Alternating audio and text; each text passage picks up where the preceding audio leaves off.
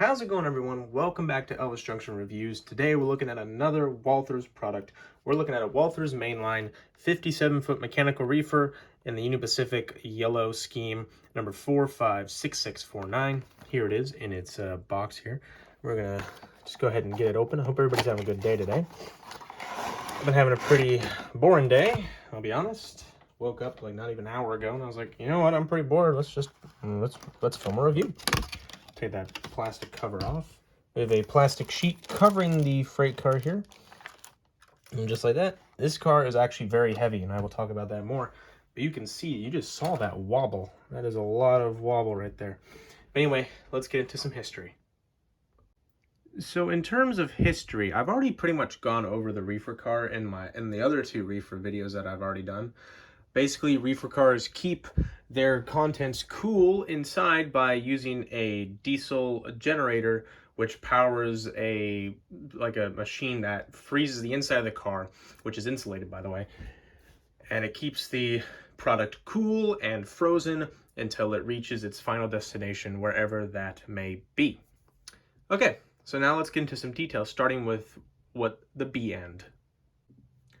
What is the B end, you ask? Well, it's pretty simple. The B stands for brake, and that's where right here that we have our brake wheel. Now, starting at the top and working our way down the bottom as we do.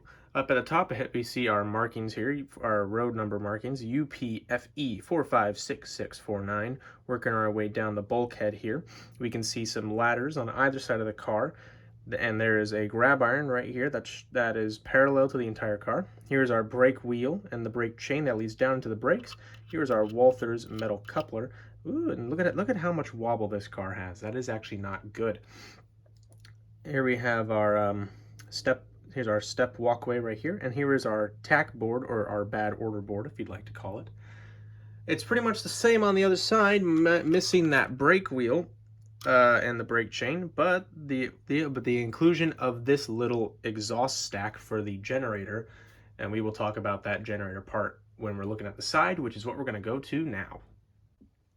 Alrighty, so we're kind of looking at the side of the car here, and pretty much right away you can see that exhaust stack that I was talking about. You can see it just there. There we go.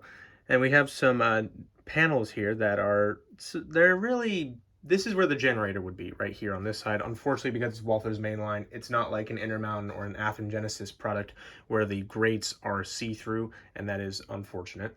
But anyway, we have another ladder right here, and there's a stirrup right here. Here's the truck.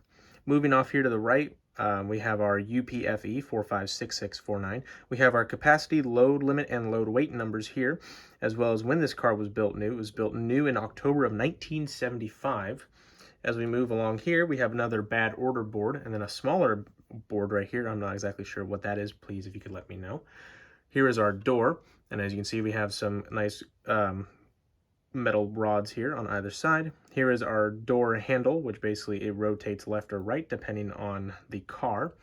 And the door, when it's open, it slides to the right. Unfortunately, the door does not actually open up. It's a bit of a shame, but that'd be really cool. Here is the designation of the car. It's an R70-21. Moving the car forward this way, here we have a lovely Union Pacific logo, and we have some more details right here about the car, including its cubic feet on the inside of the car.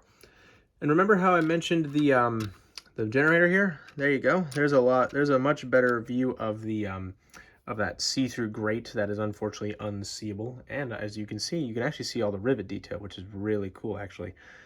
All right, so now we're going to look at the bottom. So when I bought this freight car, I was actually genuinely surprised on the amount of detail that was actually on the underside of the car here. This is a Walthers Mainline product, keep that in mind, and they're not known for crazy detail. You got to get the Proto line if you really want the details.